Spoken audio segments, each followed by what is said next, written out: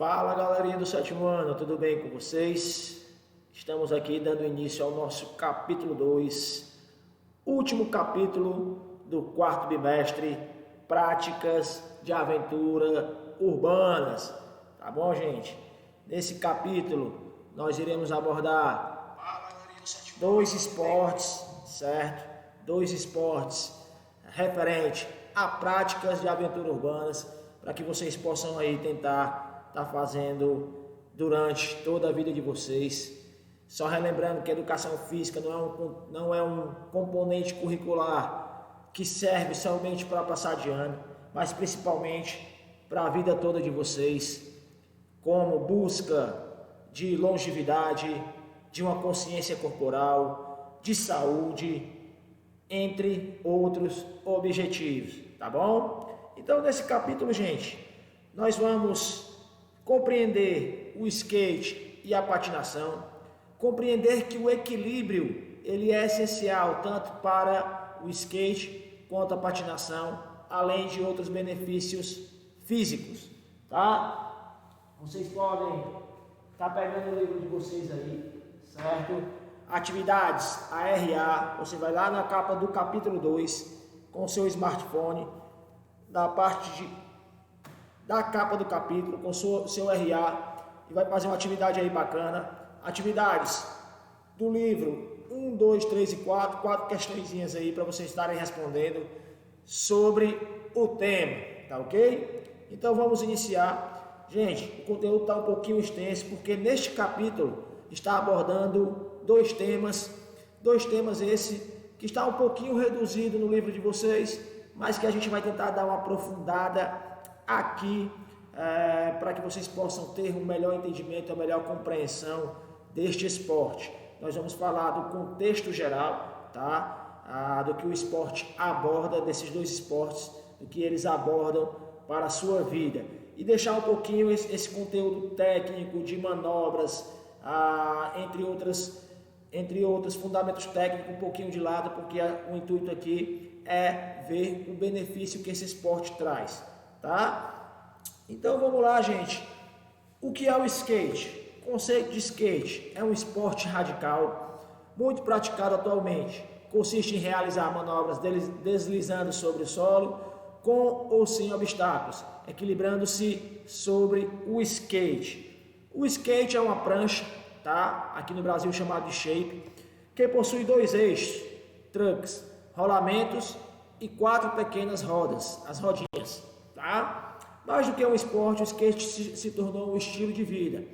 Os skatistas usam roupas características, têm suas próprias gírias e costumes. Isso é mais que uma realidade, tá, gente? Se vocês quiserem ver um pouquinho desse estilo de vida dos skatistas, vocês podem perceber que eles usam uma calça diferenciada, um short diferenciado, tá? Tem todo uma vestimenta diferenciada, além do linguajar, tá? Da maneira de se comunicar através de gírias e também dos seus costumes, tá bom? O skate, um pouquinho do contexto histórico do skate, quase que não sai, né? Um pouquinho do contexto histórico desse skate é que ele surgiu na Califórnia, nos Estados Unidos, nos anos 60. Foi inventado por alguns surfistas, né, como uma brincadeira para o dia em que não havia ondas boas para surfar no mar, né? Porque dificilmente não tem ondas no mar, mas ondas boas que não havia no mar. Então eles utilizaram as rodinhas de patins, né, e colocaram nas pranchas. Já em 1965 foram fabricados os primeiros skates e realizados os primeiros campeonatos. Tudo isso no mesmo ano, tá? Mas o esporte só ganhou o mundo nos anos 90, em que se popularizou quando o norte-americano Tony Walker, né, realizou uma revolução com seus aéreos e flips. Aéreos e flips são manobras do skate, tá, gente? Tony Hawk é considerado até hoje o maior skatista de todos os tempos, sendo assim referência para todos os skatistas que entram na iniciação e tem ele como referência para este esporte. Dando seguimento, na mesma década de 60, o skate chegou no Brasil através dos surfistas norte-americanos. No início, o skate era escrito ao pé da letra, ou seja, era skate com Q-U-E, tá? Porém, com o passar do tempo, imperou o padrão norte-americano, que é skate, com S-K-A-T-E, tá, gente? O esporte aqui no país foi realmente dar um salto de qualidade na década de 70, tá? Ou seja, somente nos anos 70 o esporte começou a se desenvolver. No final do ano 74 foi realizado no Brasil o primeiro campeonato de skate, no primeiro clube federal no Rio de Janeiro. Neste mesmo ano foi inaugurada a primeira pista skate do Brasil e da América Latina, gente, na Praça Ricardo Xavier da Silveira, em Nova Iguaçu, também no estado carioca do Rio de Janeiro, tá? Em outubro de 75, na Quinta da Boa Vista, também no Rio de Janeiro, foi realizado o primeiro grande campeonato de skate. Em 76 começaram a aparecer os primeiros skate parks, pistas de skate. Neste mesmo ano, o skatista carioca Flávio Badenes, né, conquistava o título de campeonato realizado no primeiro clube federal. Após este ano, o skate teve um declínio, né, não se popularizou tão rápido, certo? E voltando com tudo nos anos 80, tá bom? E aí, eu deixei um destaque aí para vocês podem até ver que está em cor diferente do texto, a respeito do equipamento, tá? Porque na época não era obrigatório os equipamentos, entre outras coisas, era bem amador, tá? E os skatistas se machucavam muito, certo? Mas é essencial a utilização de equipamentos de segurança como capacete, joelheira e cotoveleira para o mínimo de proteção, né, em caso de quedas. Nas competições, gente, só existem duas categorias: a street, que é circuito com obstáculos, certo? E a half pipe, rampa em formato de U. Não sei se vocês já assistiram na TV, tá? As manobras são avaliadas por juízes, árbitros, tá? Que atribuem notas considerando a dificuldade e a desenvoltura das manobras realizadas. Inclusive, nós temos aí o brasileiro Mineirinho, que se destaca nas pistas de half pipe, tá, gente? As manobras, já falei sobre as manobras, certo? Geralmente as competições duram de 2 dias, em termos de 2 dias, como vocês podem ver, até mesmo no esporte espetacular, né? Onde normalmente ela é transmitida as suas finais no esporte espetacular, porque inicia no sábado, termina no domingo, tá? Duram 2 dias, sendo que no primeiro dia acontece a classificatória, certo? E no segundo dia, os melhores skatistas têm 2 chances de realizar suas manobras. Aquele que somar mais pontos, na mesma volta e vence, certo? É consagrado o campeão da etapa. A partir dos anos 90, os brasileiros têm tido destaque internacional nas competições. O primeiro grande destaque foi Bob Burkins. Atualmente, o skatista brasileiro de maior destaque é o Sandro, o Mineirinho, né? Como eu disse para vocês. Ele é tetracampeão mundial de skate vertical, 2003, 2004, 2005 e 2006, tá? E existem algumas modalidades que diferenciam o skate hoje, né? Antigamente só existiam 2 modalidades, hoje existem modalidades que diferenciam o skate, tá? Sendo assim, o skate competitivo de maior conhecimento, né? De maior poder de mídia, são aqueles 2 que foram citados mais acima, que é o skate street, né? Que você faz manobras em locais parecidos com o da rua, em bancos, entre outros, como o skate no formato de U, no half, né, que é o skate no formato de U e faz manobras a 3, 4 metros do chão, tá? Então, a freestyle são manobras feitas em sequência no chão. A downhill, descida de ladeira em maior velocidade possível. A downhill slide, descida de ladeira em alta velocidade, realizando manobras de derrapagem. A vertical é praticada em pista e pode ser subdividida em outras modalidades, variando sempre as condições da pista. As manobras podem ser aéreas ou deslizando pela borda metálicas da pista. Street Style ou skate de rua. Nessa modalidade é mais praticada em todo o mundo, os bancos, corrimões e escadas das ruas da cidade são utilizados como obstáculos para o skate. E temos as mini rampas, praticado em rampa que mistura o estilo street e vertical, paredes pouco inclinadas, tá? E aí, pessoal, nós vamos conhecer um pouquinho das partes do skate, inclusive isso está dentro do conteúdo do livro de vocês, tá? A gente vai conhecer um pouquinho, entender um pouquinho mais, aprofundar um pouquinho cada parte desse objeto que faz a prática esportiva do skate, tá bom? Então, o shape. Nomenclatura shape é apenas utilizada aqui no Brasil. Em países de língua espanhola, como Argentina e Chile, ele é utilizado como patineta ou tábua. Nos países de língua inglesa, ele é utilizado como deck. É a tábua de madeira que serve como base para as manobras, aquela tábuazinha que você coloca os dois pés. Composto por madeira leve e resistente, disposto em folhas, né? Em folhas madeira lâmina. E existem hoje vários tipos com pouco ou muita inclinação, ou com pouca ou muita largura, ou seja, hoje ele é muito variado, tá? A tábua possui uma nose e um taio. Ambos são extremidades da tábua, sendo a nose a parte dianteira e o taio a parte traseira. Ou seja, essa tábua, ela, além de ser somente a tábua, ela tem suas próprias nomenclaturas, tá? Tanto do início da tábua quanto do fim dela, certo? O côncavo da tábua é a curvatura antes do taio, ou seja, a parte do meio, que ela faz tipo assim o formato de um Vzinho, tá? A gente vai ver já já, certo? E essa curvatura influencia no tipo de estilo e preferência da pessoa, né? Hoje em dia nós temos vários tipos, tá? Mas normalmente nós temos aquela em formato de Vzinho, que é o shape, que é essa tábua no formato de V. O que é a mesa? Mesa é a peça na qual o eixo é encaixado em algumas regiões, ela também é chamada de base. Há duas mesas em cada skate.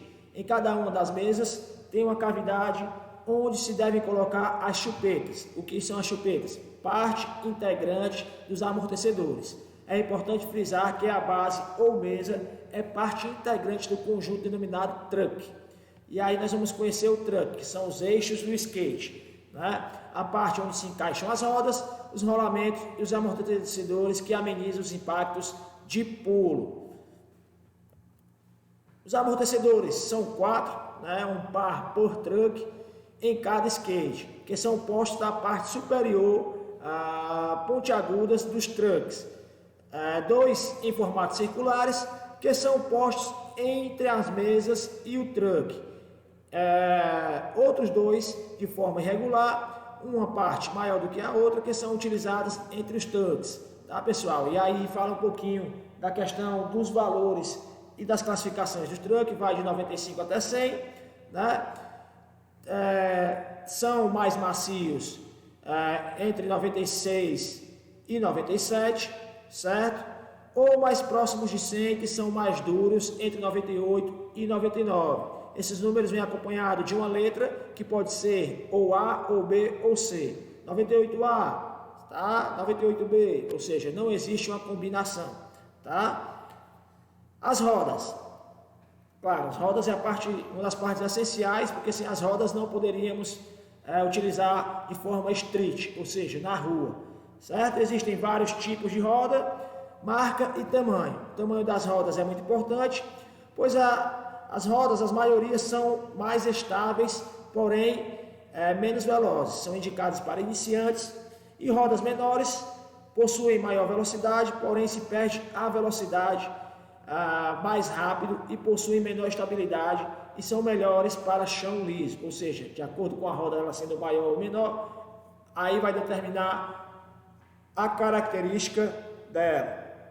Os rolamentos permitem as rodas girarem livremente e, portanto, deslizam no skate do solo, certo? Elas são confeccionadas de ligas de aço ou de cerâmica e possuem diversas marcas. E aí nós vamos ver que existe a classificação de A, B, E, C, certo?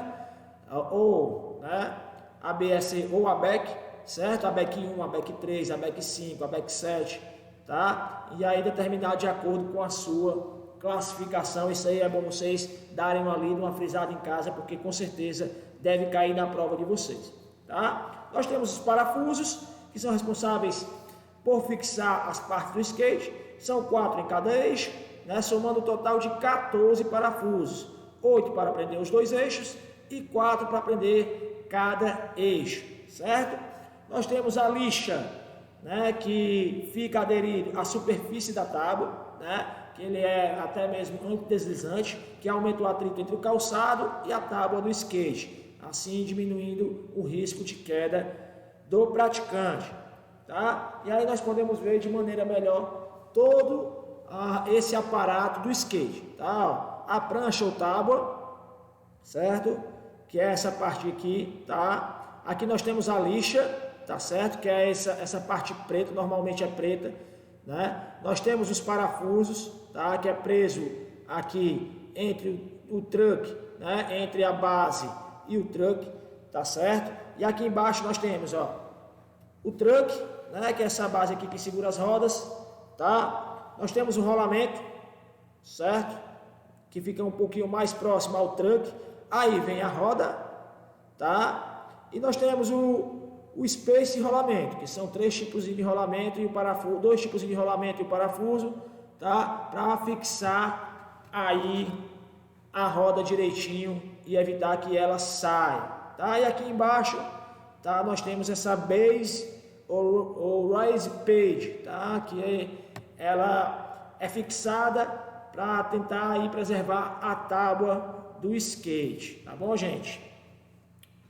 Se você pretende ingressar no mundo do skate e desfrutar de todas essas sensações, gente, só existem 2 posições para se praticar o skate, tá? Se você pisar com o pé direito ou o pé esquerdo na parte da frente, aí vai de acordo com a característica, tá certo? 2 posições: a regular com o pé esquerdo na frente, certo? E a Guff, certo? Com o pé direito na frente, tá ok? Lembre-se dessas 3 etapas para remar, ou seja, posição, impulsão e deslize. Agora nós vamos para os movimentos básicos do skate, tá, gente? Que é primeiro a remada. Primeiro posicionamento: mantenha seus pés paralelos ao skate e o corpo reto. Posicione o seu pé bom à frente do skate, alinhando com o shape, e flexione a perna. A ponta do pé não pode ficar sobre os parafusos do truck, ou seja, tem que ficar ali entre os parafusos, não em cima do parafuso, porque você pode desequilibrar. E você pode deixar o pé um pouco para o lado, com os dedos sobre um dos parafusos. Você é quem escolhe a posição mais confortável para fazer isso daí, tá? Em seguida vem a impulsão, incline o seu corpo para frente, flexione as pernas para trás, a perna de trás, né? Ao posicionar o seu pé na altura das rodas de trás do skate. Tome impulso do chão e ponha o seu pé sobre o shape por trás, voltando à posição correta. Mantenha os joelhos ligeiramente flexionados para ganhar estabilidade. Gente, vocês podem estar vendo, eu não coloquei aqui, tá? Porque a aula vai ficar um pouquinho mais longa se eu colocar seus vídeos, mas vocês podem estar vendo aí no YouTube, tá? A remada do skate, tá bom? Pesquisem lá no YouTube e vejam. E também tá descrito aqui no livro de vocês, tá? Vou até pegar aqui através de imagens, porque eu tive que retirar as imagens por conta do tamanho do arquivo, para que eu possa enviar para vocês através da agenda do só pega 10 megas. Acima disso não dá, tá? Então vocês podem estar vendo aí, tá certo? Ó, no livro de vocês, tá? A questão da postura aqui do uso do patins, do skate, tá? Ó, base regular, a base Guff, tá certo? E em relação à remada, tá bom? Tá tudo descrito aí no livro de vocês, graças a Deus. E por fim, o deslize, que é, você vai uma vez, né? Para ganhar mais impulso, você vai repetir o pé, vai empurrando ele no chão e quando você ganhar impulso, você coloca o pé em cima do skate. Tudo isso daí vai estar no slide de vocês. Tá bom, gente? Agora nós vamos entrar no patins, tá?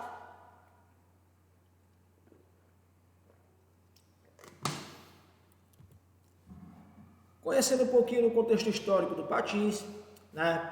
Uma equipe de pesquisadores da Grã-Bretanha descobriu que os primeiros patins de gelo usados no mundo têm mais de 4.000 anos. E eles deslizaram por lagos congelados na Finlândia. Mas, professor, como assim? Eles descobriram do nada? Não. Segundo o pesquisador Frederick Forment, tá, da Universidade de Oxford, os primeiros patinadores podem ter usado patins feitos de ossos de cavalos. Tá? A partir de nossos estudos, parece que a patinação aconteceu particularmente na região sul da Finlândia, onde existe muito lago pequeno e lago congelado. Lá a gente sabe que o frio é bastante constante durante todo o ano, certo? A pesquisa foi publicada na revista especializada Biological. O autor afirmou, gente, que ao invés de andar em volta dos lagos, os antigos finlandeses achavam mais fáceis viajar entre as cidades patinando ou andando pelo gelo, de maneira até mais rápida, né? Os primeiros patinadores, segundo o pesquisador, se equilibravam em cima de ossos de cavalo e conseguiam impulsionar com a ajuda de uma vara, ou seja, parecia mais uma remada em cima dos ossos de cavalo, tá? O próprio autor experimentou a patinação no gelo com os patins primitivos e afirmou que foi bastante divertido e que os pedaços de ossos se saíram muito bem em comparação aos patins atuais. Claro, os patins atuais têm toda a questão da aerodinâmica, da tecnologia, aro de liga leve, entre outras coisas, tá? Borracha já sintética, um pouco mais leve, tudo isso que ajuda numa patinação melhor, né? No encaixe do pé, entre outras coisas. Mas ele diz que os ossos primitivos se saíram muito bem em relação aos patins atuais. Já por volta do século XIV, né, os holandeses foram os primeiros a colocar lâminas de metal como base para seus patins, de acordo com Mary Bayliss, em 2008, escritora sobre as invenções do patins. Os primeiros patins inline, né, foram criados por volta de 1760 e eram constituídos por uma única roda em linha. Somente em 1819, em Paris, né, a Petitblad, né, patenteou os primeiros patins utilizando 3 rodas em linha, tá, uma atrás da outra, certo? Com rodas que podiam ser de metal, madeira ou marfim. Durante os 40 anos seguintes, todos os patins possuíam rodas em linha, variando o seu número, né, seu número máximo de 6 e o mínimo de 2 rodas e o seu modelo. Porém, notava-se uma grande dificuldade de manobrar este tipo de patins. Aí, em 1863, James Plimpton revolucionou o mundo dos patins, inventando patins de 4 rodas, 2 pares de cada lado, um atrás e na frente. Devido ao maior controle que ele dá, a estabilidade, né, estes patins rapidamente dominou a indústria. Até mesmo pela aproximação, gente, desse tipo de patins com o skate, que nessa época estava em ascensão, na mesma época em que o skate começou a se desenvolver, tá? Apesar da maioria das companhias produzirem esse tipo de patins, um pequeno número delas continuavam a insistir em patins em linha. Por isso que hoje nós vemos 2 tipos de patins quando vamos comprar. O patins em linhas, normalmente visto com 4 rodas, né, de 4, 5 rodas, e o patins de 4 rodas com 2 bases na frente e 2 atrás. E aí, pessoal, nós vamos conhecer um pouquinho também de cada parte do patins, tá? Essa aqui tem mais partes do que o próprio skate, tá? Nós temos aqui a liner, tá? Que é essa base aqui de cima, tá? A parte acolchoada que fica por dentro.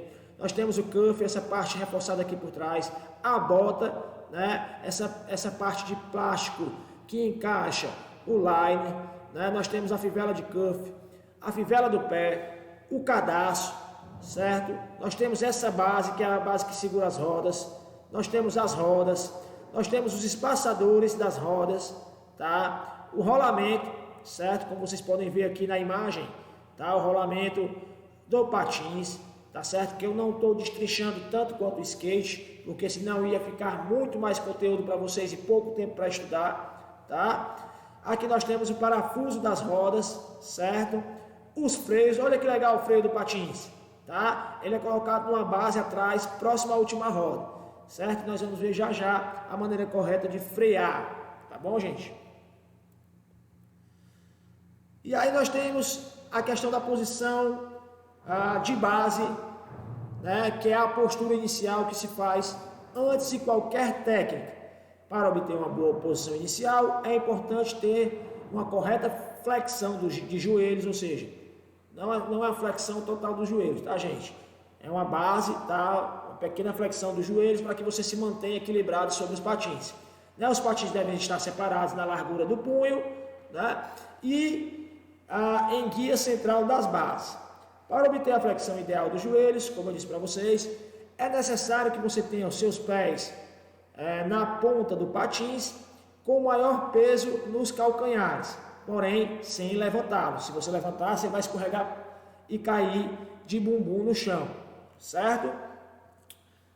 De maneira que quando olhar para baixo, os seus joelhos estejam cobrindo a ponta dos seus pés e você consiga sentir a presilha do cuff pressionando a sua canela. O cuff é aquela partezinha de cima, como nós vimos aqui atrás, gente, ó, tá? Ou parte de trás aqui atrás, tá certo? Que vai estar pressionando aí, a parte da perna de vocês, tá bom? Da canela. O tronco deve estar ligeiramente flexionado para frente e os braços também para frente, estando relaxados, onde se possa enxergar o cotovelo e o punho, ou seja, uma posição para muitos bastante desconfortável, mas que de acordo com o tempo você vai estar aí destrinchando essa técnica na posição do patins. Como vocês podem ver, tá? Aí os joelhos flexionados, tá? Os braços relaxados, certo? Aqui nessa posição ele não vai conseguir ver a ponta do pé e o cuff aqui, ó, tá? A região do cuff aqui, que é essa parte de plástico, vai estar pressionando os joelhos de vocês, ou a canela de vocês, tá bom? E os pés retos, tá, gente? Nada em formato de V ou, né, tanto de trás para frente quanto de frente para trás, certo? E aí nós vamos ver a técnica de patinação. A patinação lateral, gente, é a técnica que te ajuda a patinar mais rápido a nível iniciante, no qual o principal foco é o equilíbrio em movimento e principalmente, gente, o sincronismo que ocorre para a alternância das pernas durante a passada. É como se você estivesse reaprendendo uma nova maneira de caminhar ou de correr, tá? É uma técnica diferente. Para fazer a patinação, deve-se alternar os pés, como vocês estão vendo aí na imagem, né? Primeiro o pé direito, depois o pé esquerdo. Um pé de cada vez deve fazer o movimento de dentro, tá? De dentro para fora. Ó, ele impulsiona o pé e empurra o outro, impulsiona o pé e empurra o outro, tá? Mais uma vez digo, se vocês tiverem alguma dúvida em relação ao movimento, tá? Não coloquei vídeo, mas vocês podem estar indo lá no YouTube para tirar essa dúvida. Existem 8 técnicas de frenagem, de freio, gente, que são muito úteis para um patinador que gosta de andar pelas ruas, tá? Ou seja, fazem urban ou free skate, e até mesmo para patinadores de downhill. É importante lembrar que para executar essas técnicas de frenagem, você não precisa de um tipo de base ou rodas específicas, e o mesmo não deve estar roqueado, tá? Rodas mais macias terão um poder de frenagem maior e também um desgaste maior do que as rodas um pouco mais duras, certo? Cabe ao patinador avaliar que tipo de rodas que é melhor e que ele se adapte a essa condição. E aí nós vamos usar os tipos de freio, tá? Freio de calcanhar é a primeira forma de frenagem que o patinador aprende. Freio em slalom ou fish brake, técnica mais utilizada para controlar a velocidade possui uma maior eficiência em ruas largas. Freio em T. Freios mais comuns entre os patinadores, requer equilíbrio em uma perna só. Freio Power Slide. É uma técnica de frenagem eficiente em mudança de direção. É necessário saber fazer uma transição e saber patinar de costas, tá? Não recomenda para altas velocidades e downhill. Freio em cunha pode ser utilizado em velocidade baixa para parar totalmente ou em alta para diminuir a velocidade.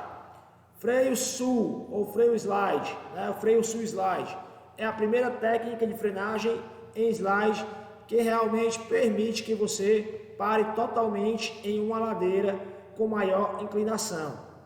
Ele possui a variação mais eficiente chamada de Double SUL. É necessário saber aplicar muito bem a pressão utilizando o guia interno das rodas, certo? Freio Magic Slide, técnica de frenagem muito eficiente em pisos secos ou úmidos. Você precisará da metade do espaço utilizado na sua slide para parar. Freio Parallel Slide, técnica de frenagem tão eficiente quanto a Magic Slide. Você precisa dominar o equilíbrio durante o deslize lateral. Certo, gente? Então, gente, essa foi a nossa aula, tá? 31 minutos de aula, certo? Tentei reduzir um pouquinho o conteúdo, não reduzir, mas é necessário que vocês destrinchem esse conteúdo, certo? Aprendam de forma conceitual para praticá-lo da melhor maneira possível em relação às suas posturas e seus benefícios que eles possam trazer para o seu corpo, para a sua vida durante toda a tua vida. Tá ok, gente? Qualquer dúvida, vocês podem entrar em contato via Agenda Edu, tá? Pelo canal direto de Tira Dúvidas que vocês têm comigo ou mesmo através do WhatsApp aqui da escola. Tá, gente? Um abraço, até a próxima semana, que é a nossa semana de revisão, Tira Dúvidas e depois as provas bimestrais. Professor, não vai ter prática nesse segundo capítulo desse bimestre? Não, gente, porque nós temos somente uma semana de conteúdo, a outra semana Tira Dúvidas e na terceira semana, se Deus quiser, a bimestral. E aí quem passou de ano já vai estar de férias, tá bom? Um abraço, fiquem com Deus, saudades e até mais. Fui!